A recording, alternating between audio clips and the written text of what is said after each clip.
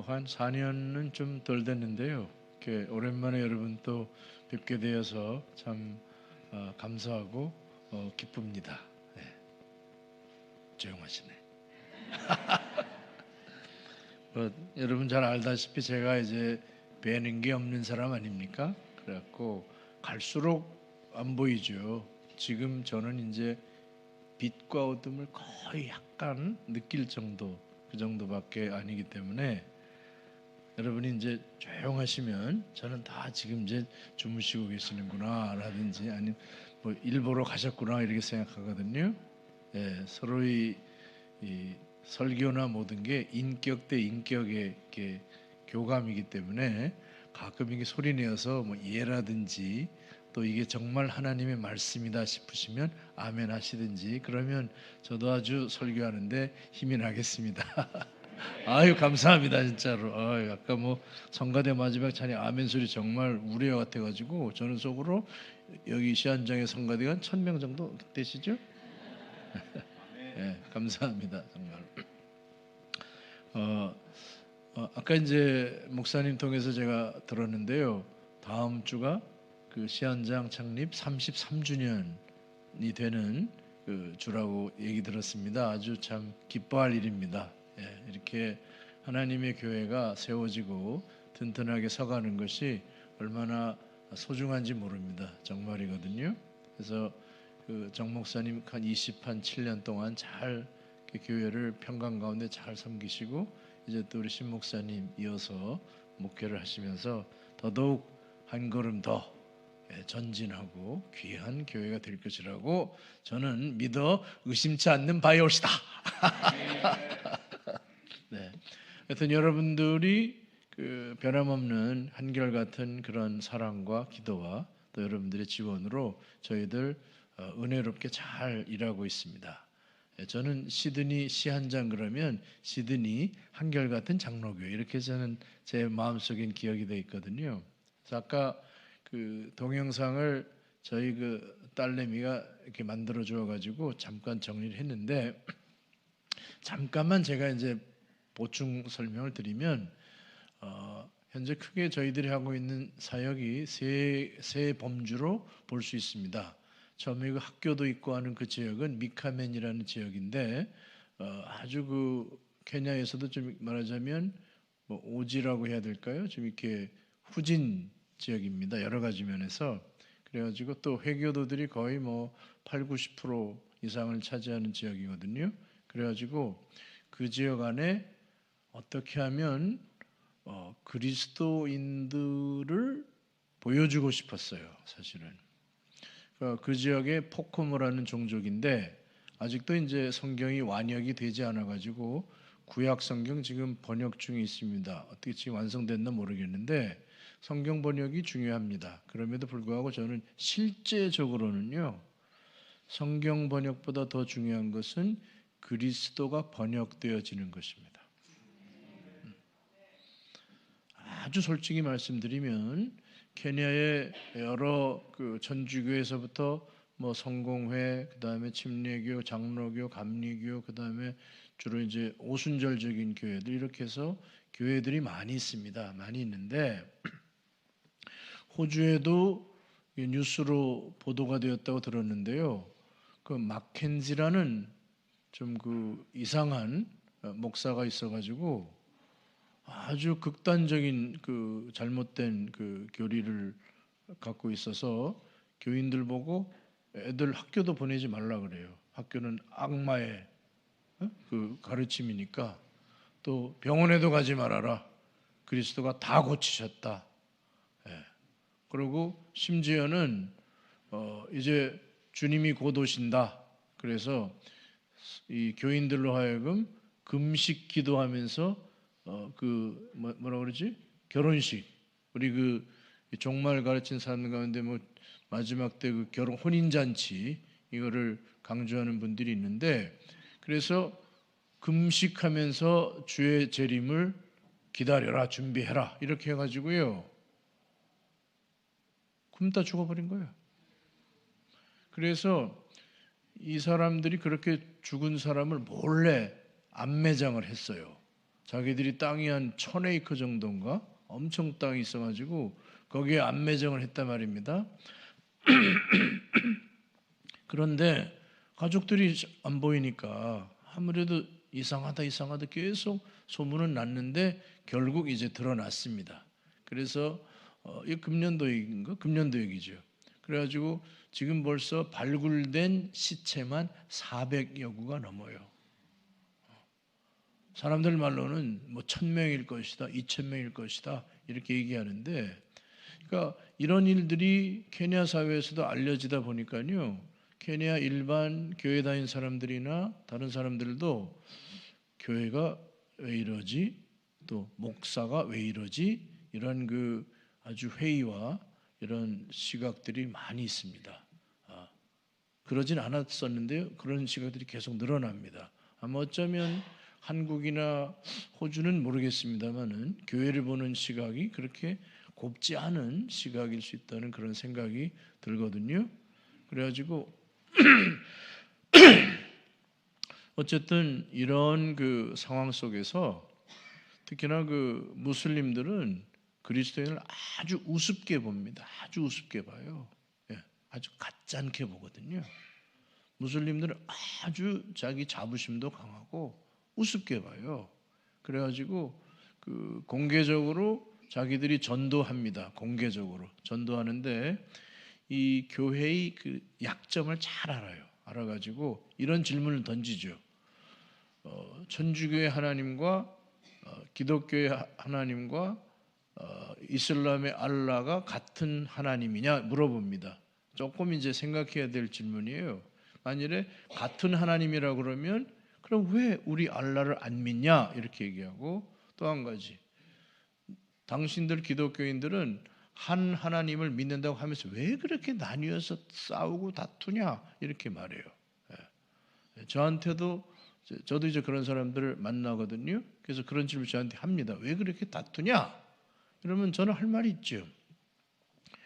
니네도 다투잖아. 니네도 시합판에 뭐 종족 이란이랑 뭐 싸우 다투잖아. 그리고 제가 덧붙이는 말이, 그렇게 우리 쪽에서 다투는 사람들은 가짜야.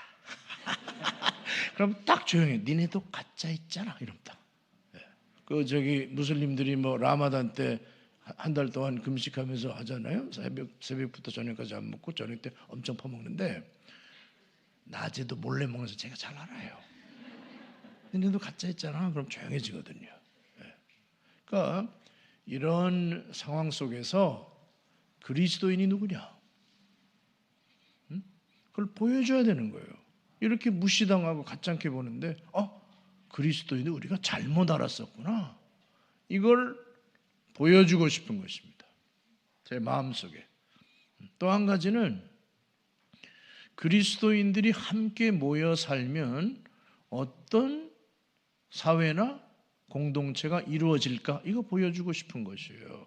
그래가지고요, 여러분 그 디도서나 디모데서에 보면은 후반부에 뭐 이렇게 표현돼, 늙은 뭐 한국말로는 제가 잘 모르겠는데 늙은 아비들은 이렇다 저렇다, 뭐 늙은 어미들은 이렇다 저렇다, 또 젊은 여자는 이렇다 저렇다, 젊은 이렇다 저렇다, 뭐 종은 이렇다 저렇다, 주인은 이렇다, 이런 말들이 나오지요. 예? 나오잖아요. 예?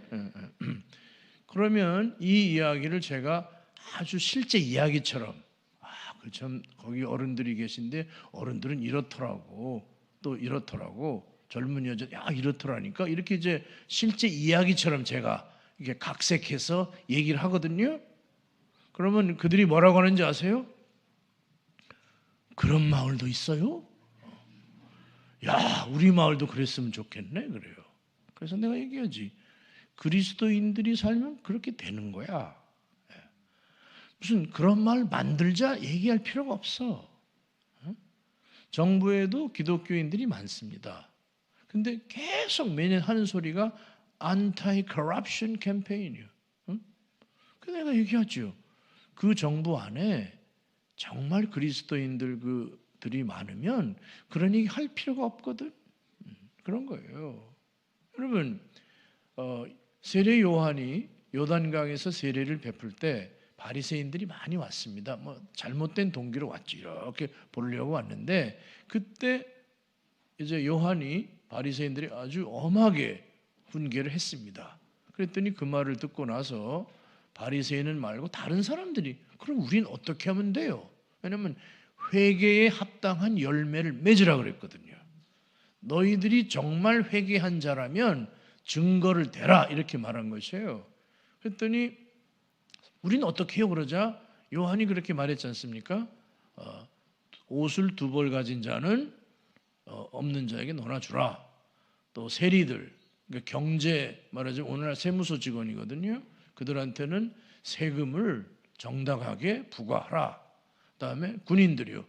권력과 힘을 가진 사람들이죠. 그들에게는 사람 협박해서 돈 빼앗지 마라. 이렇게 얘기한 거예요. 그런데 케냐에는 약 80% 정도의 사람들이 교회를 다니는데 케냐 사람들이 물어봐요. 케냐의 문제는 뭡니까? 물으면 100이면 100 다 똑같은 얘기를 해요. 이 corruption 문제, 부정부패 문제. 두 번째는 이 insecurity, 불안하다 말이에요. 경찰이 오히려 돈을 빼앗고 이런 일들이 많아요. 여러 가지 일로. 그래서 제가 얘기하는 거죠. 만일에 정말로 이 80%의 사람들이 그리스도인이라면 그들은 마땅히 회개의 열매를 맺을 것이고 그 회개의 열매는 3가지다. 그게 뭐냐면 옷 2벌 가진 자는 나눠주라. 뭐죠? 관대함입니다. 너그러움이에요. 베풀어 주는 거예요. 인색하지 않고 매일 달라달라 하지 않는 거죠. 교회에 나가서 기도 들어보면 매일 달라달라 조금만 달라 주님 조금만 주세요. 그럼 복 받았다 그러고 간증하거든요. 응? 그러니 내가 볼 땐 이 달라달라가 아니라 기꺼이 드리겠다 이래야 되거든요. 헌금도 드리면 복 받는다 그래요. 그럼 너네 복 받으려고 돈 내냐? 제가 물어보죠. 얘 장사하냐? 이렇게 물어봐요. 헌금은 왜 드리세요? 복 받으려고? 아니오시다 여러분. 우리는 드리는 자이기 때문에 드리는 것입니다, 여러분. 드리는 것 자체가 우리의 기쁨이요, 특권이지 조금 드려서 많이 먹으려는 거 아니거든요. 응? 그리고 어떤 그 경제적인 영역에서의 어떤 그 정직성 이런 것들이 당연히 이루어지는 거예요. 이게 한 개인의 문제가 아니라 그 한 개인의 생활 패턴의 변화로 나타납니다. 다음에 힘과 권력 가진 자가 약자를 위협하거나 그것 때문에 어떤 부정한 이득을 취하지 않습니다. 편안하게 살 수 있고 가난하고 돈이 없어도 안전하게 살 수 있고 정직하게 살 수 있고 서로 베풀어주고 나누어주는 것, 그것이 회개의 열매다 이 말이에요. 그런데 교회가 그렇게 많은데도 그런 일을 발견하기 어려워요. 그래갖고 케냐의 많은 사람들은 케냐는 기독교 나라라 그래요. 내가 천만의 말씀이다. 케냐는 기독교화가 된 적이 없다. 어떤 교회라는 종교적 조직은 많지만 실제로 교회는 별로 없다. 저는 이렇게 말하는 거죠. 그리고 이 증거를 갖다 대요. 그럼 그들이 조용해지죠. 조용해지죠. 할 말이 없죠. 그래서 사실 케냐에는 교회가 많거든요. 그러나 이슬람이 급증하고 있습니다. 이슬람의 그 회교도 사원인 모스크가 있죠. 그리고 유대인들의 그 회당은 뭐 별로 많지 않습니다. 유대인들은 아주 상층부예요.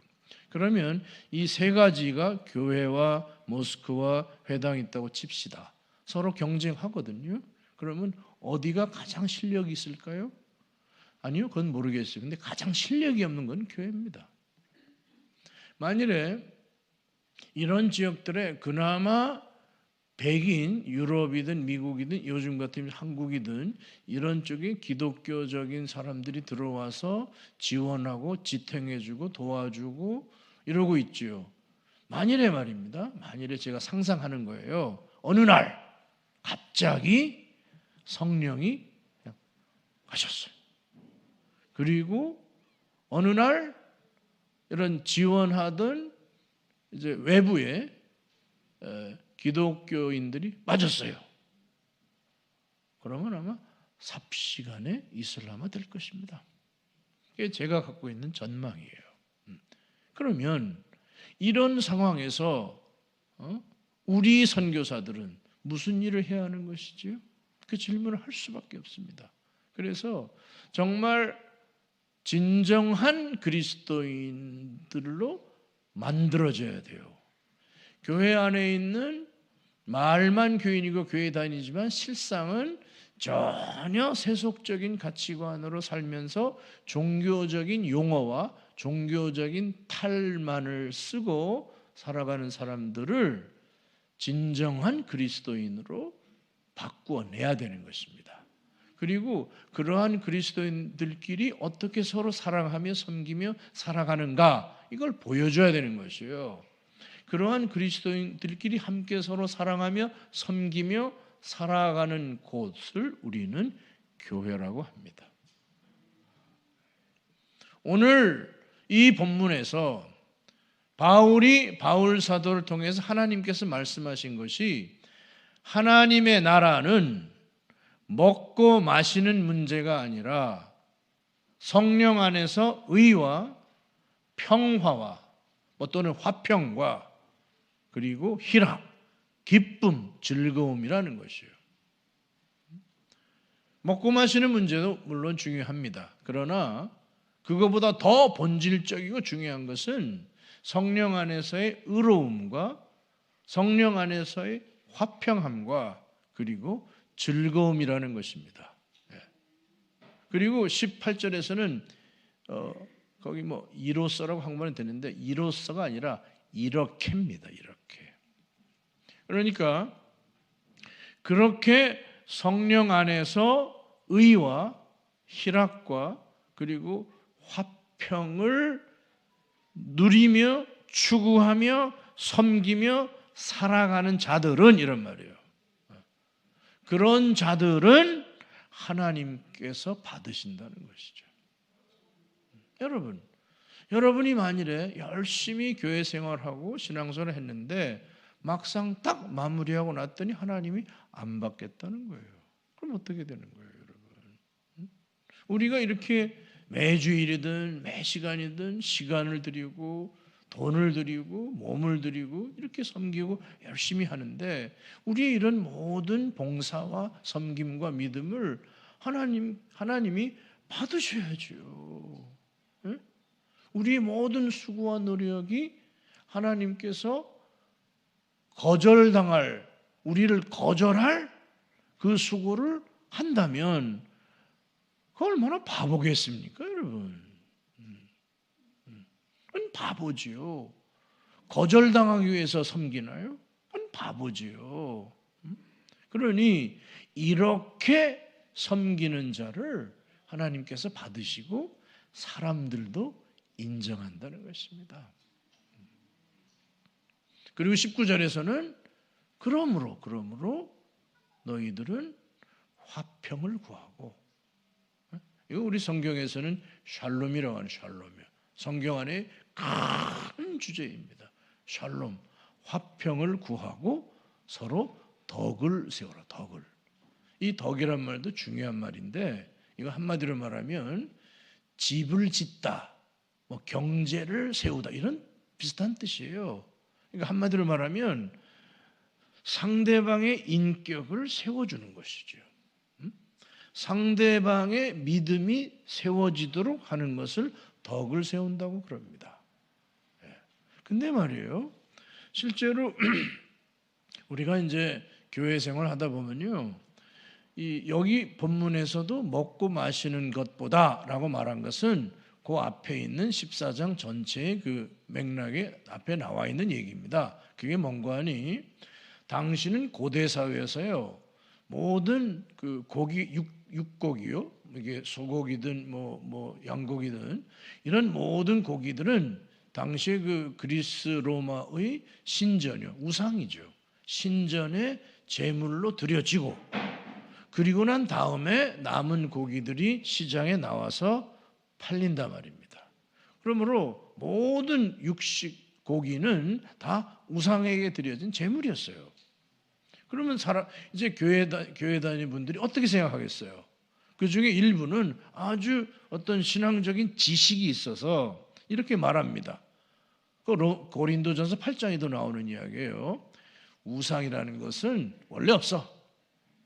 있지도 아니한 우상에게 바친 제물이기 때문에 그건 아무런 의미가 없어. 그냥 먹으면 돼. 우린 자유해. 그런 신앙적인 자유를 우리는 알고 있다.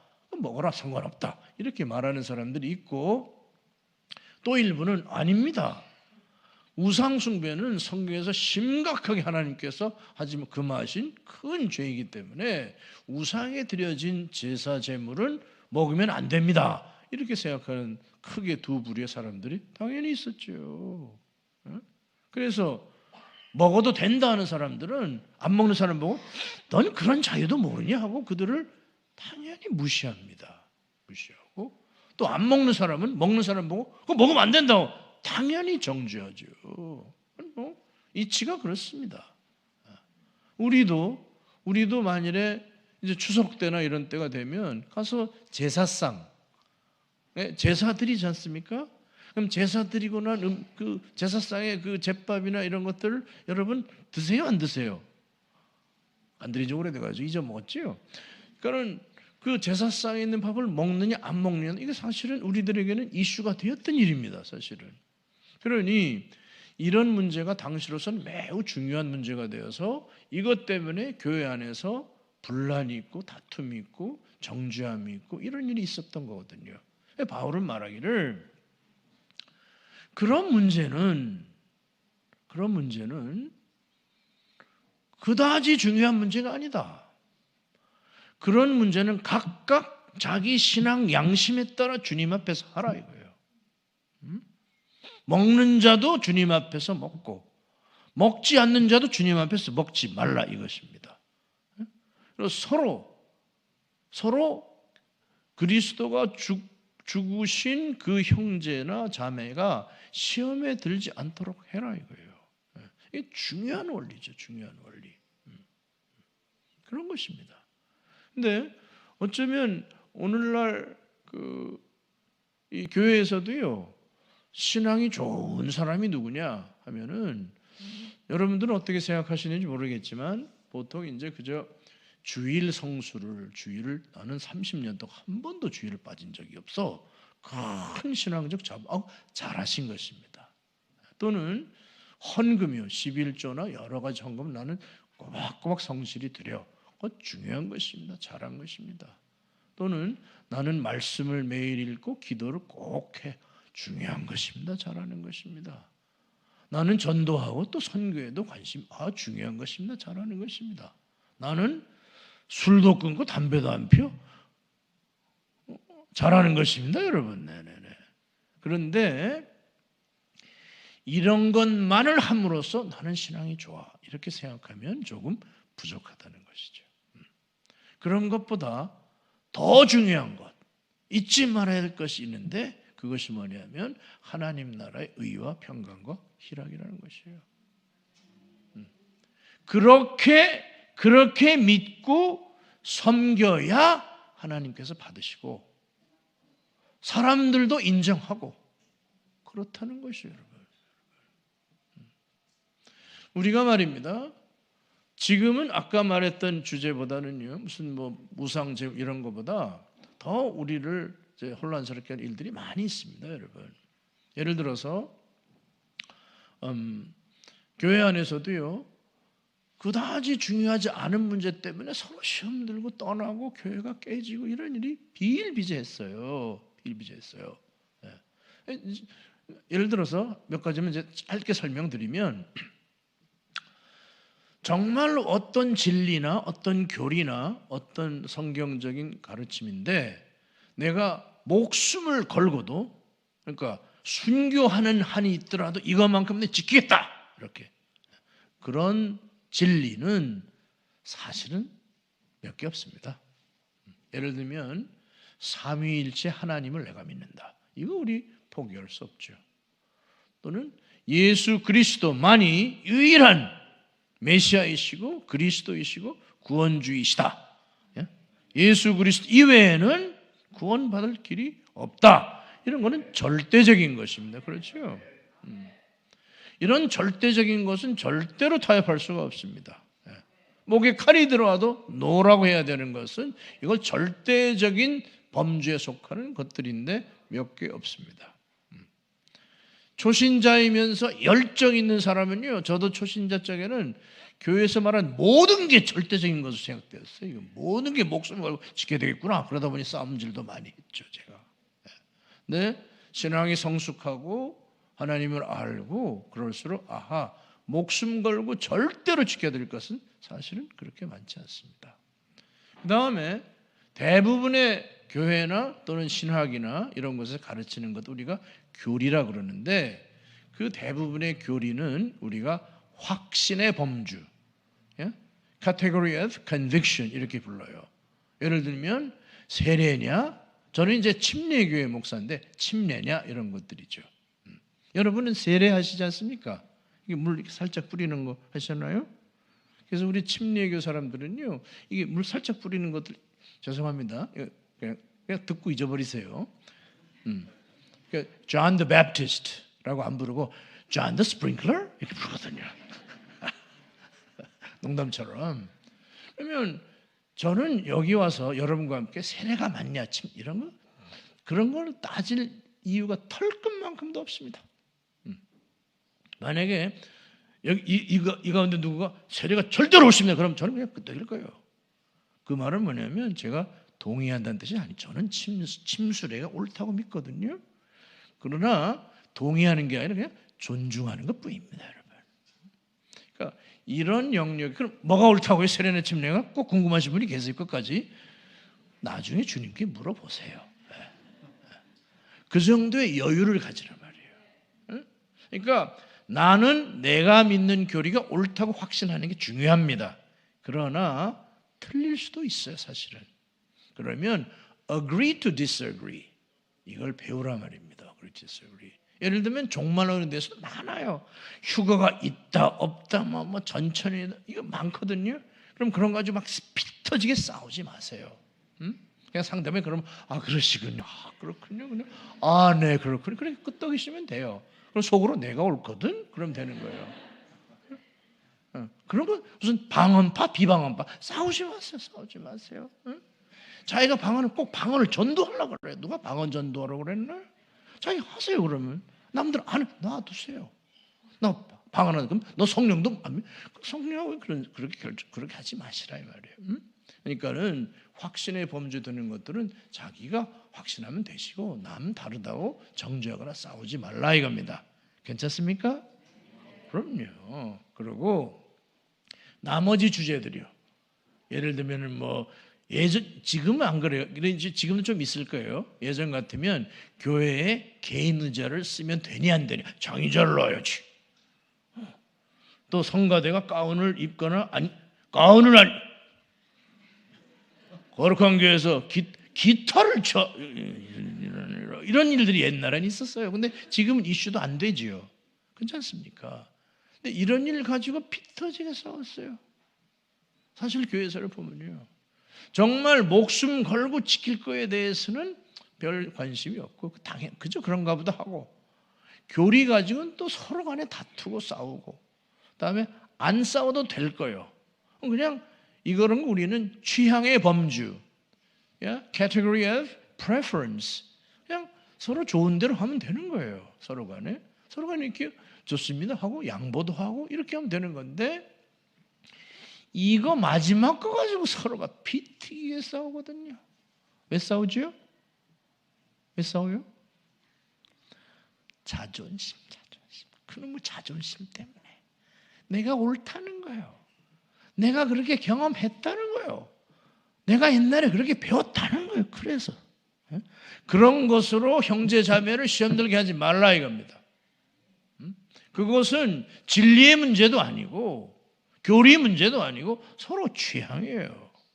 서로 습관이에요. 이런 것으로 마음이 굳어져서 이것은 무슨 절대 진리처럼 이거 좀 바꾸고 교회가 타락했네 이러지 마시란 말이에요, 여러분. 이런 점에서는 충분히 우리가 서로 타협해야 되는 것입니다. 무슨 타협 소리만 나온 변절했다고 하지 마시고요. 고집과 신앙을 지키는 것은 다른 것입니다, 여러분. 그래서 이런 부분들을 적당히 좀 참고하시면 여러분들이 교회 생활하는데 도움이 될 거라고 생각합니다. 먹고 마시는 것이 아니라 하나님 나라는, 오늘 설교의 주제 제목이 하나님 나라의 교회입니다. 우리 사랑하는 시드니 한인 장로교회가 33주년을 맞이했다는 소리 듣고 참 전 속으로 좋다. 정말 이 33주년 교회를 기념하기 위해서 여러 중요한 행사도 하지만 더 본질적인 것은 우리 시드니 한인 장로교회가 하나님께서 성경이 말씀하시는 그런 하나님 나라의 교회로 되어져야 되는 것이죠. 그래서 우리 교회 모든 성도들이 정말 의롭고 정말 정의롭고 정말로 샬롬의 사람들이요, 정말로 화평과 평화와 화해의 사람들이요, 그리고 정말 기쁨과 즐거움의 사람들로 서로 우리 교회가, 시드니 한인 장로교회는 그런 교회입니다. 시드니 한인 장로 섬기는 우리 사랑하는 성도들은 그런 사람입니다. 이렇게 되어지는 것이 더 중요하고 본질적인 거라는 얘기였습니다, 여러분. 그렇다면 우리가 이 의와 화평과 즐거움이 무엇인지를 잠깐 생각해 보십시다. 여러분이 의라는 주제는요, 성경 전체에서 매우 중요한 주제입니다. 구약에 보면 의와 공도 자주 나오죠. 신약에도 복음의 의, 복음에는 하나님의 의가 나타났으니 이렇게 나와요. 의는 믿음으로 산다. 중요한 얘기입니다, 여러분. 우리 구약에 보시면요, 이런 레위기 등에 이런 말이 나오는데, 여러분 가운데 이제 농사를 지어서 밀이나 보리나 이제 벼를, 쌀을 이렇게 농사 짓거나 또는 포도원에서 포도를 가꾸거나 아니면 올리브 나무를 하고 이런 것 주로 많이 구약에 하는 농사 있잖아요. 그러면 뭐라고 성경이 그러냐면요, 수확할 때 야, 하나님 말씀이에요. 얘들아, 깡그리 털어서 수확하지 마. 좀 적당히 남겨라. 아니, 우리가 애써서 왜 남겨요? 좀 남겨라. 왜 그러냐면 그 지역에 살고 있는 사람 가운데 좀 가난한 사람들이요, 식구가 많지 않아서 농사할 일손이 모자라서 가난한 사람들이 늘 있거든요. 그럼 그런 가난한 사람이나 또는 과부나 또는 나그네나 이런 사람들이 먹을 게 없거나 그러면 와서 그냥 지나가다가 편안하게 들어와서 가져가라는 거예요. 물어보지 않고, 허락받지 않고 말이에요. 자유롭게 가져가라는 것입니다, 여러분. 이게 뭐가 그렇게 중요할까? 만약에 부지런한 한국 사람들 같으면, 근데 좋은 사람이에요, 그리스도인. 그러면 깡그리 그냥 딸딸 털어서 깡그리 수확해 다 그냥 빗이 아니라 젓는 거 이렇게 넣어, 브룸 깨끗하게 그냥 백큐으로 다 돌려버리고 다 그냥 밭까지 깨끗하게 한 다음에 탈탈 쫙 정리해가지고 마을의 상황을 봤더니 이제 가난한 사람들이 있어요. 다 모이세요. 다 모이셔가지고 A 형제님은 쌀 1kg, 여기는 밀 3kg 이렇게 나눠줄 수 있어요. 좋은 일입니다. 좋은 일이거든요. 그런데 하나님은 그렇게 하지 말라는 거예요. 왜 그러냐면요, 내가 가진 자로서 갖지 아니하고 가난하고 먹을 게 없어서 고생하는 사람들에게 이게 나눠주는 거 아니에요? 베푸는 거 아니에요? 그러면 우리는 시혜자가 됩니다. benefactor. 그리고 받는 사람은 수혜자, beneficiary가 되는 거예요. 그러면 기본적으로 나와 이 곡식을 받는 사람 사이에는 내가 당연히 우월한 자가 되죠. 그들은 열등한 자가 되고 없는 자가 되고 난 가진 자가 되고 그렇게 되는 거예요. 그렇게 하는 것은 그래도 나눠주는 거기 때문에 좋은 일이지요. 좋은 일이나 하나님께서 내가 생각하는 의의는 그것보다 더 나은 수준이라는 것이에요.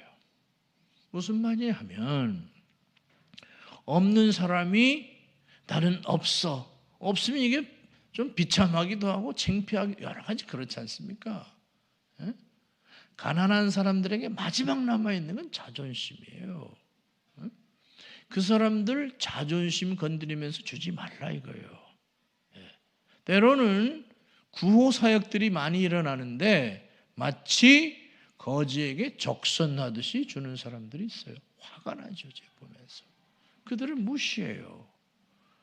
뭐 갖고 와서 뿌려버려요. 주워서 먹으라고. 그건 나쁜 것이거든요. 그러니 그냥 없는 사람이 이렇게 지나가다 있으면 가서 그냥 갖다 먹으면 되는 거 아니에요. 굳이가 좀 달라고 애걸 안 해도 그냥 갖다 먹으면 되는 거예요. 무슨 말이냐면요. 가난한 사람이 가난한 사람처럼 느끼지 않도록 가진 자가 그들을 사랑하라는 것입니다. 약자가 약한 사람처럼 안 느끼게 그들과 함께 강자가 도와주고 사랑하라는 것이에요. 장애자가 마치 장애자가 아닌 것처럼 느끼게 정상인들이 가서 도와주라는 것이에요. 그러니 부자도 부자처럼 안 느끼고 가난한 자도 가난한 자로 안 느끼고 약자도 약자로 안 느끼고 강자도 강자로 안 느끼고 그냥 서로가 우리가 이 인류의 역사와 인생을 살면서요 가장 힘들게 하는 관계를 깨는 게 이런 것들입니다. 쉽게 말하면 차별이죠. 아마 여러분들도 호주와 사시면서 알게 모르게 얼굴색 하얀 사람들로부터 안 당했어요. 얼마나 기분이 나쁩니까? 저는 여기 와서 방문하면서도 당했거든요. 그러면 만일에 그들이 처음서부터 여러분들이 오셨을 때 그렇게 느끼지 않도록 함께 했더라면 얼마나 여러분들이 그들을 이 나라를 더 좋은 나라로 여기겠어요. 그런 것입니다, 여러분. 일반 세상은 이런 차별이 없을 수가 없습니다. 본질상 있을 수밖에 없습니다. 그러나 하나님 나라의 옳음, 하나님 나라의 의에는 그런 게 없다는 것이죠. 여러분 로마서에 보시면 율법의 의와 복음의 의라는 표현이 3장에 나옵니다. 율법의 의로는 죄를 깨달음이라.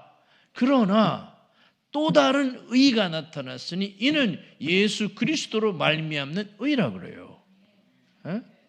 모든 사람이 불의하여 하나님의 영광에 이르지 못하나 이 예수 그리스도로 인한 이 대속 제물인 예수 그리스도 피로 말미암는 이 제물, 이 예수 그리스도를 믿는 자에게 미치는 의라 그랬어요.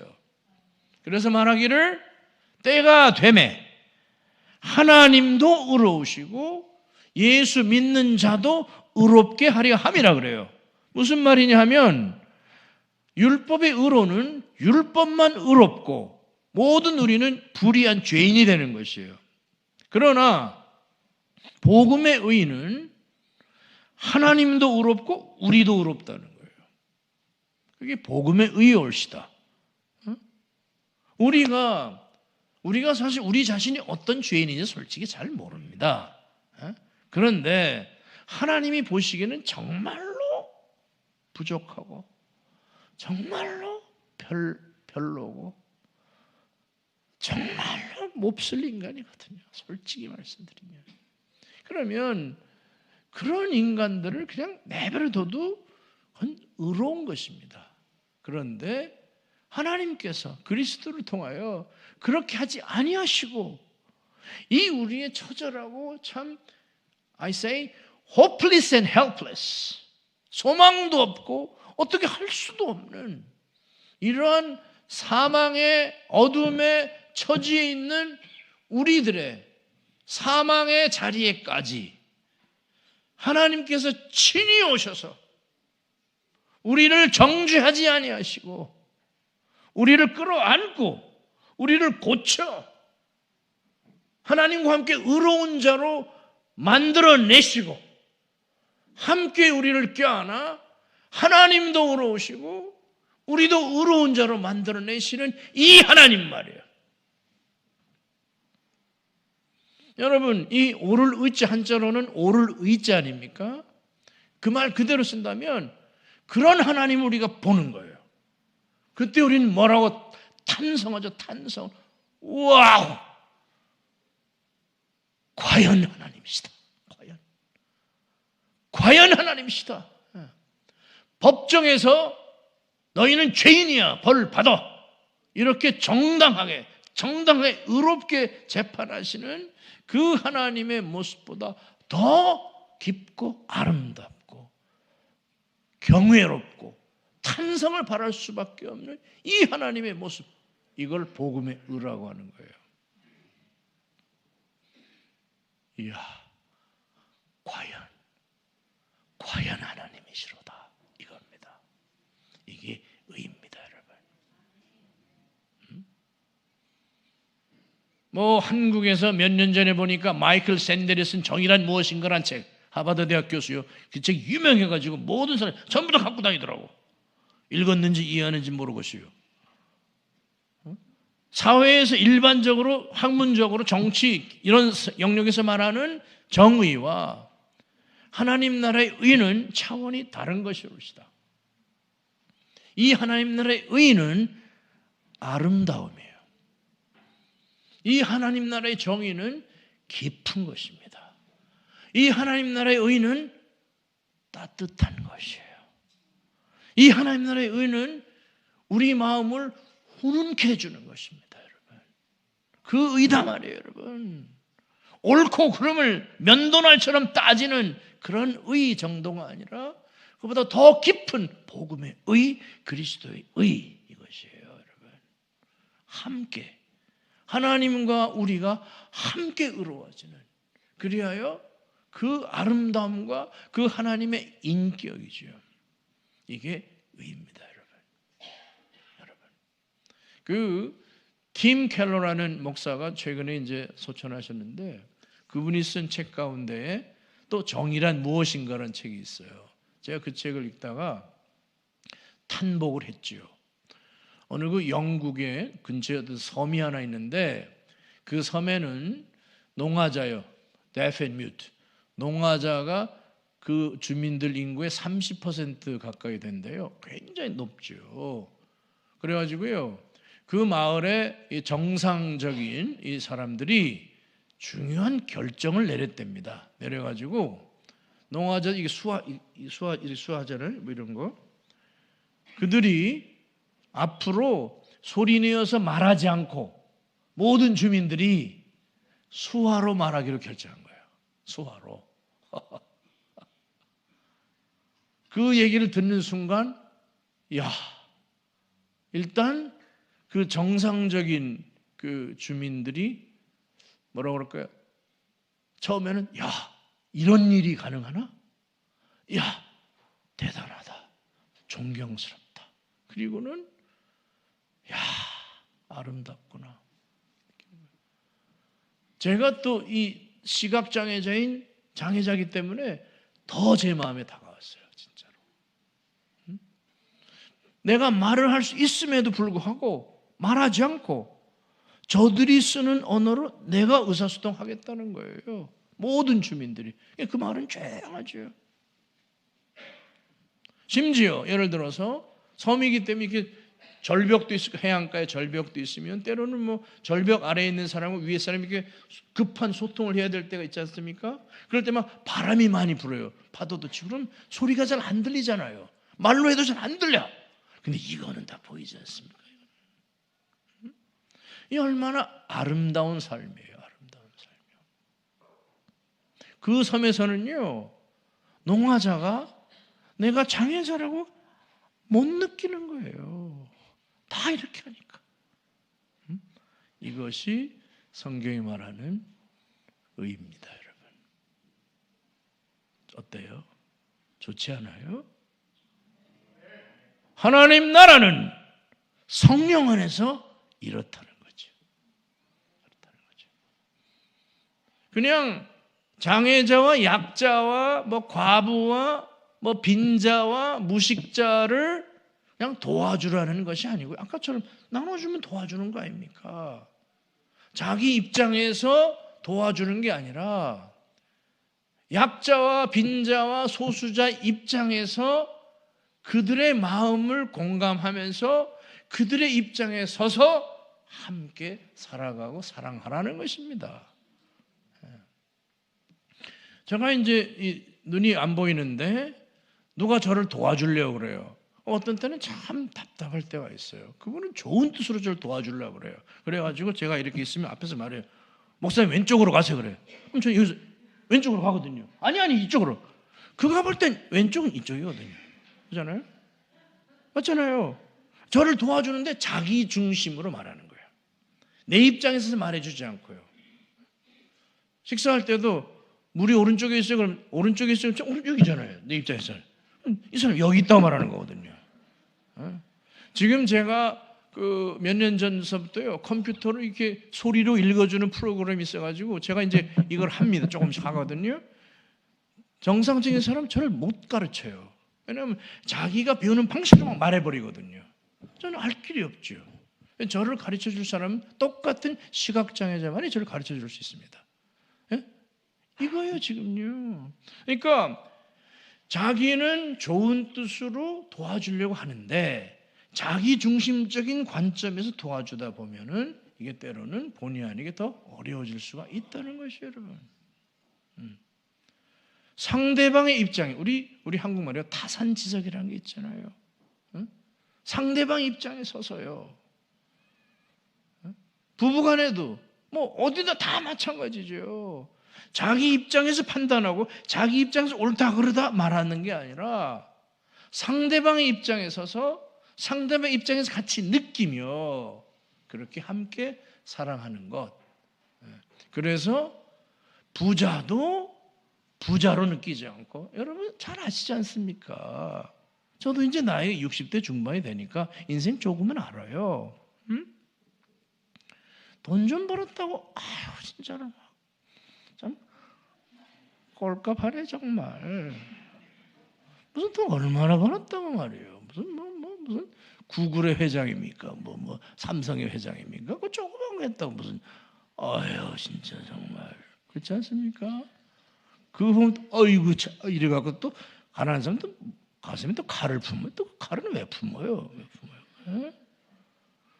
요즘 가난한 사람도 가난한 사람 안 느끼고 부자도 부자로 재지 않고 잘난 체 안 하고 그렇게 서로가 상대방의 입장을 배려하고 그거는 뭐 회사 경영도 마찬가지 모든 면에서 그래요. 모든 면에서요. 그러한 의를 말하는 것입니다. 아멘이세요? 우리 시드니 한인 장로교회 안에도 이러한 의로 우리 모두가 서로 세워지고 이 아름다움, 의의 아름다움, 거룩함의 아름다움으로 세워지는 우리 시드니 한인 장로교회가 33주년을 맞이하여 그렇게 되어지기를 바랍니다. 또 한 가지는요, 화평입니다. 이 화평이라는 얘기는 우리가 흔히 평화라 그러면 싸우지 않는 것을 말해요. 폭력의 부재, absence of violence, 무력의 부재, 싸움이 없는 것을 우리가 흔히 평화라고 생각하는데 그거는 일반적인 얘기올시다. 우리 옛날 역사도 보시면 흔히 팍스 로마나라는 말이 있거든요. 예수님 당시 얘기인데 그 당시에 로마가 지중해를 다 지배할 때 로마 안에 서로 내전이 많았어요. 군인들끼리. 그래갖고 그 중에 옥타비아누스라는 시저의 양자가 힘을 얻어서 내전을 다 종식시키고 다 전쟁을 다 마무리하고 주변 나라 다 정복해서 이제 싸움이 멈췄어요. 싸움이 없어. 싸움 나면 백성만 고생하거든요. 죽도록. 드디어 평화가 온 겁니다. 사람들이 살기 좋아졌어요. 그래가지고 그걸 로마의 평화라고 부릅니다. 그거는 싸움과 총과 칼이 없어져서 이루어진 평화죠. 그거는 무력으로, 힘으로, 검으로 이루어낸 평화입니다. 그런데 성경이 말하는 평화는 다르지요. 성경이 말하는 평화는요. 성경이 말하는 평화는 사실은 정의가 이루어져야 진정한 평화가 옵니다. 의가 이루어져야 진정한 평화가 오거든요. 복음이 말하는 의가 이루어져야 진정한 평화가 와요. 부자와 가난한 사이에 진정한 평화가 와요. 약자와 강자 사이에 진정한 평화가 와요. 장애자와 정상인 간에 진정한 평화가 와요. 네? 고린도후서 5장에도 보시면 여러분 잘 알다시피 누구든지 그리스도 안에 있으면 새로운 피조물이라 이전 것이 지나갔으니 보라 새 것이 되었도다 이 말이 나오는데 그 17절 이전을 보세요. 그런지 그러므로 뭐 때문에 앞에 게 이루어져야 그러므로거든요. 17절에는 우리가 이전에는 세상적인 관점으로 만물을 바라보고 그리스도도 보았을 때 이제는 다른 관점으로 본다는 거예요. 삶을 살아가는 가치관과 철학과 사람과 사회와 인생을 바라보는 관점이 바뀐 거예요. 예전에 내가 생각하던 관점이 아니라고요. 15절에는 이제는 더 이상 내가 나를 위해서 살지 않아요. 내 삶의 목적이 바뀐 것입니다. 나를 위해 살던 모두는 다 자기를 위해서 살아요. 나와 내 가족, 내 새끼를 위해서 살아요. 내 나라, 자, I, my, me 이렇게 살거든요. 근데 이제는 나를 위해 살지 않고 나를 위해서 돌아가시고 부활하신 주님을 위해 산다는 거예요. 삶의 목적이 바뀌어요. 14절에는요, 이제 한 사람이 죽으면 우리 모두가 죽었도다. 옛날에 그렇게 살던 내가 죽었다는 것이에요. 새로운 존재로 살아난 사람, 내 삶의 목적이 바뀐 사람, 내 삶의 가치관과 철학이 바뀐 사람, 그런 적이에요. 그러므로 그런 사람은 새로운 피조물이라. 옛것은 지나갔으니. 그리고 나서 하는 말이 그런 사람이 누구냐 하면 화평을 이루는 자라는 거예요. 그리스도의 대사라는 것입니다.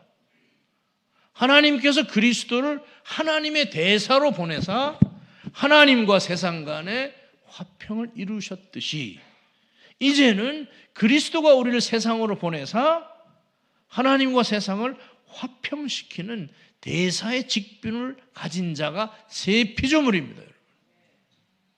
새로운 피조물이 되어 이제는 화평의 사람이 된 것이에요. 우리가 가는 곳마다 화해가 일어나는 것입니다.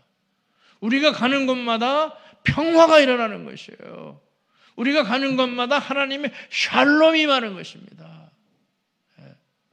서로 미워하던 자들이 용서하고 서로 다투는 자들이 화해하는 것이에요. 여러분.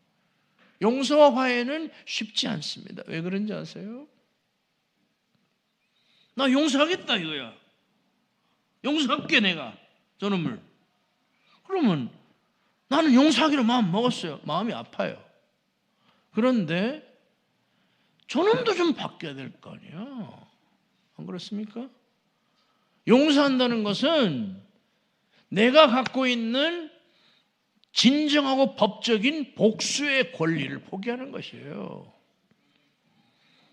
제가 나한테 따귀를 5대 때렸으면 나도 5대 때릴 권리가 있어요. 6대 안 돼요. 4대도 안 되고 딱 5대. 이 정당한 보복의 권리를 포기하는 것이에요. 내 가슴에 꽂은 칼을 뽑아 이 칼로 상대의 가슴에 칼을 찌를 권리가 있어요. 그러나 그 꼽지 않고 그 칼을 다시 내게 꼽는 것, 이걸 용서라 그래요. 내가 용서하겠다 이거지. 그러면 아파요 마음이. 이 보복의 마음처럼 강한 마음이 없어요. 이걸 내려놓을 때 내가 옳고 제가 틀린데 내가 틀린 자가 되는 거거든요. 이것처럼 어려운 게 없어요. 그런데 내가 내려놓겠다 이거예요.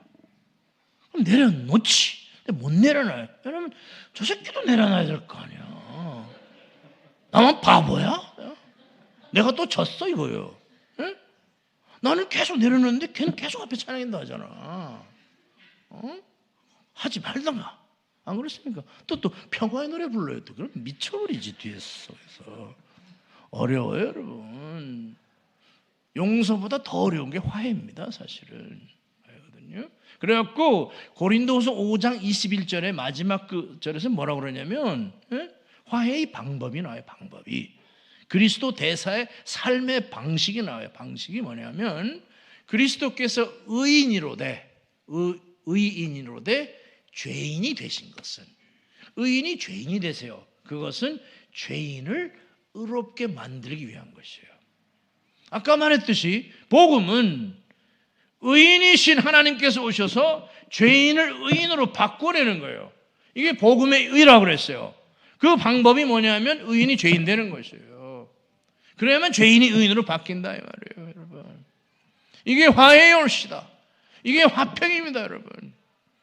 그리스도께서 그렇게 하셨어요. 그래서 너희들도 그렇게 하라는 것이에요. 화해하라는 것입니다. 그리스도께서 의인이 죄인 될 때 난 억울해. 그럼 끝난 거예요, 우리는요. 그리스도의 십자가에 매달렸을 때 야, 너나 먼저 너를 구원해. 그러면 그러게 말이야. 내려와. 그럼 나도 억울해서 내려와. 그럼 우리는 끝난 것입니다, 우리.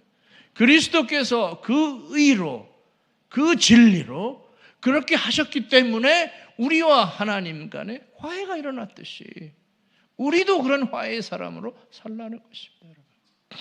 화해는 어려워요, 여러분.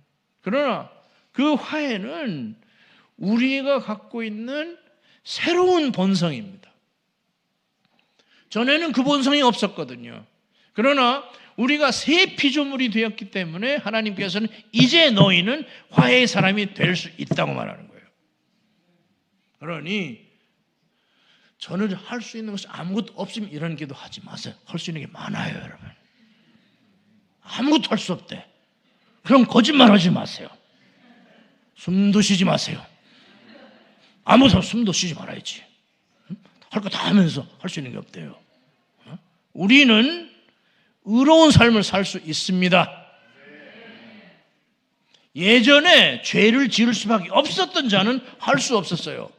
그러나 이제는 우리 안에 성령이 들어오시고 우리의 영혼도 새로운 영혼으로 바뀌었습니다. 이 새로운 영혼은 성령과 함께 그 일을 할 수 있어요. 그 일을 하는 사람은 누구예요? 납니다, 나. 내가 하는 것이에요. 자꾸 나는 못한대. 거짓말하지 마세요, 진짜로. 내가 하고 나는 내가 할 일을 하고 하나님은 하나님 할 일을 하시는 것입니다, 여러분. 그게 그리스도인이거든요. 그래서 우리 보러 화해의 사람이 되는 것이라요. 상대방 입장에 서서 상대 어려움을 내가 지는 것입니다. 내가 당하는 것이에요. 유일하게 당할 수 있는 사람이, 억울함과 고통을 이겨낼 수 있는 사람은 우리밖에 없어요. 이것이 화해입니다, 여러분. 상대를 조건 없이 받아들이는 거예요. 조건을 달기 시작하면 불가능입니다, 여러분. 유대교의 그 탈무드에 보면요, 이혼의 비결 2가지가 있어요. 그 사람도 별걸 다 줬어요, 이혼의 비결. 첫 번째는 시어머니래. 진짜. 그들도 그랬나 봐요, 다. 요즘은 장모도 거기에 포함되더라고. 이게 얼마나 어렵지 않습니까? 이게 고부간의 갈등 이런 것들이요. 어쨌든 그게 이혼의 첫 번째 원인이라고 그들도 잘 알고 있었어요. 두 번째가 뭐냐면 당신이 잘해주면 나도 잘할 거야, 이겁니다. 이게 이혼의 비결이에요. 현실적으로는 나는 잘해줄 거야. 그런데 잘해주기 위해서 네가 나한테 잘해, 이거거든요. 여러분, 그런데 실상은 네가 나 잘 못했기 때문에 나는 잘해주고 싶은 마음이 굴뚝 같은데 잘해줄 수가 없거든. 요겁니다, 요거. 요것이 이혼의 비결이에요, 여러분. 화해할 수가 없지요. 내가 잘할 수 있는 이유를 상대방에게 다는 거예요, 조건을. 네가 잘하면 나도 잘해줄게. 네가 못하면 나도 못해줄게, 이런 거예요. 성경은 반대로 얘기하잖아요. 상대가 내게 해주기 원하는 네가 먼저 하라고 그러지 않습니까? 나는 사랑받고 싶어요. 사랑받고 싶거든요. 그러면 상대가 나를 사랑해 주길 바라는 거예요. 그럼 상대를 먼저 사랑하라 이 말입니다. 그러니 성경이 말하는 전체는 화해입니다, 여러분. 이런 화해의 사람이 되시기 바랍니다. 마지막으로 성경은 여기서 기쁨이라, 기쁨, 희락, 이거는 우리가 흔히 말하는 행복과는 좀 다른 거죠. 요즘 시대는 입만 열면 행복이라고 그러죠. 옛날에 복복으로 앞에서 하나 더 붙여 이제 행복이 됐어요. 행복, 복복복, 복쟁이 같아. 근데 이게 하나 joy입니다. joy. 이거는 어떤 선교단체는 뭐 joy를 J-O-Y 그래서 Jesus first, other second, you last. 예수님 먼저, 다른 사람 그다음 나는 마지막. 좋은 뜻이에요. 어떤 사람은 joy를 Jesus only you. 그것도 좋은 말입니다. 그런데 여기서 말한 joy는 좀 더 깊은 차원이 있어요. 베드로전서 아까 1장 읽으셨잖아요. 거기 보시면요 이렇게 말하는 거예요. 베드로는 당시에 여러 지역에 흩어져 있는 그리스도인들에게 쓴 편지입니다. 근데 그 당시에는 이 기독교에 대해서 호의적이지 않고 적대적인, 또 유대인들도 굉장히 그리스도인들을 미워했어요. 그래가지고 신앙생활 하기가 되게 어려웠습니다. 그래서 한마디로 말하면 고난과 핍박 중에 있는 성도들에게 쓴 편지예요. 그래갖고 이렇게 시작하죠. 베드로전서 1장 나중에 3절부터 한번 읽어보세요. 보시면 이렇게 말해요. 우리 주 예수 그리스도의 아버지 하나님 아버지께 찬송을 돌릴지어다. 감탄으로 시작해. 그리고 나서 이 우리 주 예수 그리스도 아버지께서 우리를 살려냈다. 거듭나게 했다. 살려냈다는 거예요. 살려냈다는 말은 뭐예요? 죽었다가 살아나게 한 거예요. 아까 말해 새로운 존재로 다시 살게 하신 거예요. 새로운 존재로. 예전에는 우리가 죽었을 때에는 우리가 죄와 허물과 욕심과 이기심으로 살았어요. 그런데 이제는 그것이 내 삶의 본성과 욕구가 아니라 정말로 진리와 생명으로, 아니요, 지금 여기 말하는 복음의 의로 사는 사람이에요. 여기 말하는 복음의 화평으로 사는 사람이에요. 평화의 사람으로 사는 사람이에요. 우리가 그냥 믿음으로 의로워졌다는 것은 그냥 법정에서 넌 의로워, 뭐 예수님의 의가 씌워졌어, 이런 법정적 선언 정도가 아니라 실제로 속까지 의로워진 것이에요. 여러분, 예수님 말씀하시기를 너희의 의가 바리새인과 서기관의 의보다 높지 아니하면 결단코 천국에 들어가지 못한다고 그랬어요. 바리새인들이 의는 행위에 의해요. 우리는 뭐죠? 믿음의 아닙니다, 여러분. 우리는 믿음의 의가 아니라요, 우리의 의는 마음과 행동 전체의 의라는 뜻이에요, 여러분. 고백도 의롭고 행실도 의롭고 바리새인의 의로움보다 더 의로워야만 너희들은 천국에 들어갈 자격이 있다라고 주님이 말씀하신 거예요. 그러니 이렇게 살아가는 새로운 사람으로 하나님께서 바꾸셨다. 이렇게 1장 3, 4절이 시작해요. 그런데 새롭게 살아났어요. 새롭게 태어나게 하셨어요. 그러면 살아났으면 그다음 목표가 있어야 될 거 아니에요. 그걸 성경은 살아있는 소망, 산 소망이래요. Living hope, 산 소망이에요, 여러분. 여러분의 삶에 정말 소망이 있어요? 소망이 뭐예요? 여러분 자녀? 뭐죠? 연봉? 뭡니까 도대체? HSC? 대학? 뭡니까? 소망이 뭐예요? 여러분, 우리가 살다 보면요, 정말 우리를 실망시키는 소망이 많아요. Hope which disappoints us. 왜냐하면 내가 바랬는데 내가 생각대로 안 돼요. 공부 열심히 했는데 대학에 떨어졌어요. 열심히 장사했는데 장사가 망했어요. 여러 가지 이유로. 열심히 했는데 코로나 때문에 안 됐어요. 우리의 소망이 깨지지 않습니까? 이거는 살아있는 소망이라고 안 해요. 살아있는 소망은 소망 자체가 살아있거든. 이 소망이 살아있어요. 우리에게 준 이 소망의 근거는 하나님의 말할 수 없는 사랑이라고요. 이 일을 이루는 근거가 내게 있지 않아요. 내가 그 소망을 이루는 근거라면 내 능력만큼밖에 못 이루어요. 또 내 능력으로는 여러 가지 상황의 문제를 이겨낼 힘도 부족해요. 그러나 이 소망이 이루어지는 근거가 하나님께 있다는 거예요. 그래서 살아있는 소망이에요. 그리고 우리를 향해서 이 쇠하지도 아니하고 썩지도 아니하고 없어지지도 아니하는 그 영광스러운 기업이요, our portion, 이걸 하나님께서 예비해 두었다는 것이에요.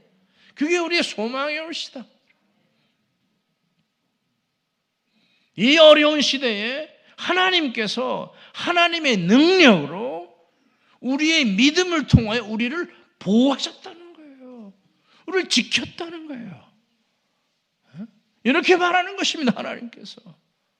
그러므로 오늘 읽었던 6절 이하에처럼 우리가 잠시 동안, 그리고 필요하다면, 이 말이 단서라고, 필요하다면 우리가 여러 가지 환난을 받고 근심한다는 것이죠. We are distressed if necessary. 우리에게 필요하다면 잠시 동안 여러 가지 환난 때문에 우리가 distressed 하다고 말하는 것입니다. 그러나 그 중에 우리가 크게 기뻐하니, 이렇게 크게 기뻐하니, 그 성도들 말이에요. 그들이 크게 기뻐하는 거예요. 왜죠? 그들의 믿음의 결국, the evidence of their faith, 믿음의 증거요. 믿음의 증거가 이 금은요, 원석에서 이렇게 refine해서 만드는 정금 있잖아요. 이 정금보다 더 귀하기 때문에요. precious. 우리의 믿음의 결국이 정금보다, 다이아몬드보다 더 소중하고 더 귀하기 때문에 결국 주님이 오실 때 우리가 그 앞에서 영광과 찬송이 되는 것이기 때문에 그들은 그러한 환난 중에서도 필요하다면 잠시 동안 당하나 크게 기뻐하니, 이렇게 말하는 것입니다. 그리고 8절에 이렇게 말하죠. 너희가 예수를 본 적도 없으나 그를 사랑하는도다. 저는 여기서 감동을 확 먹은 것입니다. 예수를 본 적도 없으나 사랑하는도다. 베드로는요, 그 예수님과 3년 이상을 같이 보냈어요. 그 예수님과 같이 지내며 그 예수님의 사랑을 받으며 그 기대를 받으며 그렇게 존중되어지며 그분의 인격 앞에 감동하고 그분의 가르침을 친히 들었어요.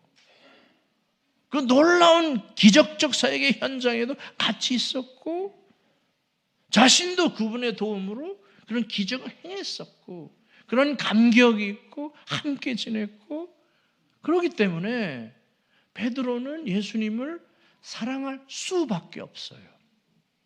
여러분도 마찬가지일 겁니다. 예수님과 함께 지내면 당연하죠. 예수님과 함께 지내고도 사랑 안 해? 이상한 사람이죠. 그런데 이 사람들은요, 예수님을 본 적이 없대요. You have never seen him. 본 적도 없는데 그를 사랑해요. 가능한 얘기입니까? 가능하다는 것이죠. 예수님을 한 번도 본 적이 없는데 여러분들은 그를 사랑하는도다. 이게 진짜 사랑입니다. 체험하지 않고도 믿는 것이 진짜 믿음이 옳시다. 만져보고 좋아하는 건 누구나 하지요. 보고 믿는 건 보면 믿을 필요도 없죠. 이미 봤는데. 보이지 않고 이루어지지 않았기 때문에 믿는 거예요, 여러분. 지금도 너희가 그를 본 적도 없을 때 사랑하고 지금도 보지 못하나 그를 믿는도다, 이렇게 말하는 거예요.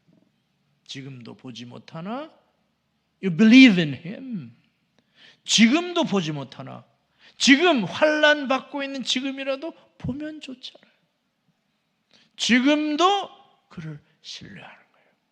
신뢰하고 하는 말이 이루 말할 수 없는 영광의 즐거움으로 기뻐하는, 이렇게 말하는 거예요. You rejoice in the joy inexpressible, full of glory. 어떻게 이럴 수가 있나?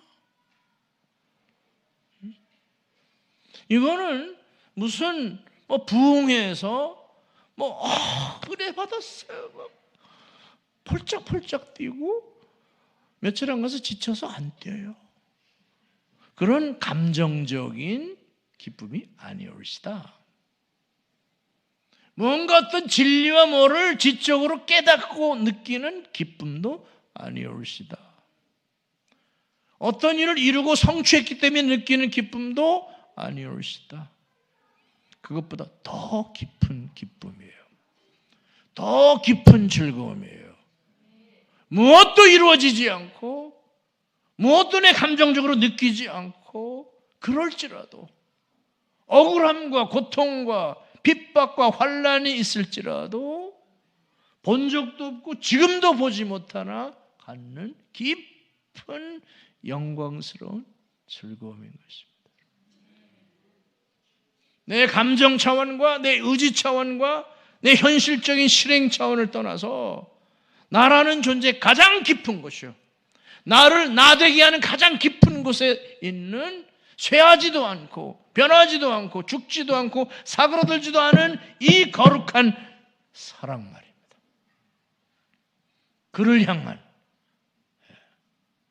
이 예수 그리스도의 의를 알고 이 예수 그리스도의 화평을 알고 그가 나를 어떻게 사랑하셨으며 아는 사람들은 그를 그렇게 사랑하는 것입니다. 제가 지난 30수년 동안에 사역을 하면서 가장 고민했던 주제 하나가 누가 정말 그리스도인인가 하는 질문이었어요. 왜냐하면 이 사람 그리스도인 맞아? 라고 고민할 수밖에 없는 사람들 무수히 봤거든요. 특히나 케냐 교회에서 많이 봤어요. 많이 봤어요.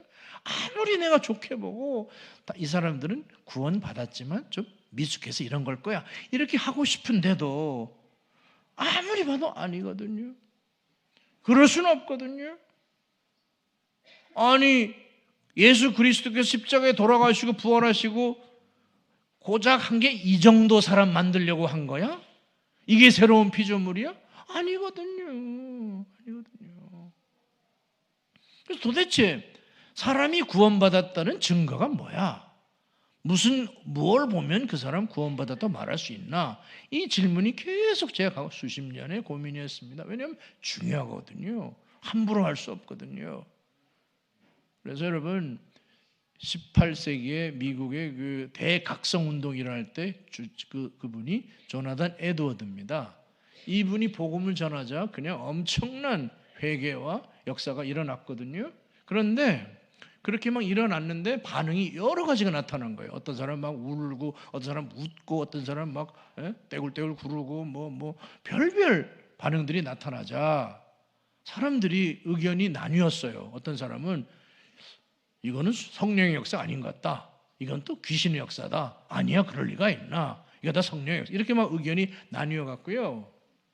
조나단 에드워드가 이 문제 분명히 좀 분별할 필요가 있다. 그래서 그가 쓴 책이 유명한 거룩한 감정이라는 책입니다. 그 책에 의하면 그 책에서 핵심이 바로 베드로전서 1장 8절이에요. 오늘 읽었다. 예수를 본 적이 없어. 이 구절이에요. 무슨 말이냐 하면은 누가 구원받았는가? 누가 참 그리스도인인가의 기준은 이 거룩한 감정, holy affection, 이모션이 아니올시다. 이 거룩한 감정이 있는가 없는가 하는 것이에요. 맞죠? 복음, 구원이라는 것은 근본적으로 나와 그리스도와의 관계에 관한 문제입니다. 그리스도께서 그렇게 나를 사랑하시는데 내 속에 있는 그를 향한 사랑이 날씨가 좋을 때만 사랑하고 날씨가 나쁘면 사라지고 그런 것이에요. 내 주머니에 돈이 늘어나면 사랑하고 없으면 불평하는 것이에요. 건강할 때는 사랑하다가 병 걸리면 실망하는 것이에요. 그럴 수가 없거든요. 어떤 상황, 어떤 처지에서도 특별히 어렵고 힘든 처지 속에서도 없어질 수 없는 내 마음 깊은 곳에는 그리스도를 향한 사랑입니다. 이 사랑이 있는가 하고 물어보는 거예요. 이것을 우리는 기쁨이라고 하는 것이죠. 그 사랑에서 나오는 영광스러운 즐거움이에요. 그 즐거움으로 즐거워하는 것입니다, 여러분. 오늘 성경은 하나님의 나라는 먹고 마시는 것이 아니니 본질적이지 아니한 것으로 다투고 싸우지 마라. 정말 중요한 것은 성령 안에서 의와 평화와 기쁨이라는 것이죠. 이렇게 믿고 섬기는 자만을 하나님이 받으신다는 것입니다. 이런 자를 사람들도 인정한다는 것입니다. 그러므로 여러분은 화평을 구하고 덕을 세우도록 힘쓰라는 것이에요. 우리 시드니 한인 장로교회가 지난 33년 동안 저는 오랫동안 여러분 교회의 도움을 받고 보면서 다른 교회들과 비교할 필요는 없지만 그래도 교회가 이렇게 안정되어지게 이렇게 쭉 성장해 온 것을 매우 저는 좋게 생각합니다. 앞으로 더 그럴 것입니다.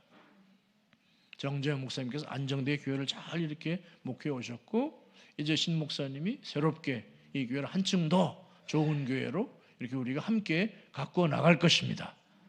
다음 주가 33주년입니다. 여러분 어떤 교회를 기념할 거예요? 행사 좋지요. 그러나 우리 시드니 한인 장로교회가 정말로 먹고 마시는 것으로 다투거나 나뉘는 교회가 아니라 이 하나님 나라의 정의의 아름다움, 이 기쁨, 이 따뜻함과 이 평화 화평으로 서로를 아끼고 상대 입장이 되어주며 약자가 약자처럼 느끼지 아니하고 강자가 강자로서 잘난 척하지 아니하고 함께 어우러져. 그리고 이 즐거움, 이 기쁨으로 넘치는 그런 시드니 한인 장로교회 되기를 바랍니다. 아멘입니까? 기도하겠습니다. 하나님 감사합니다.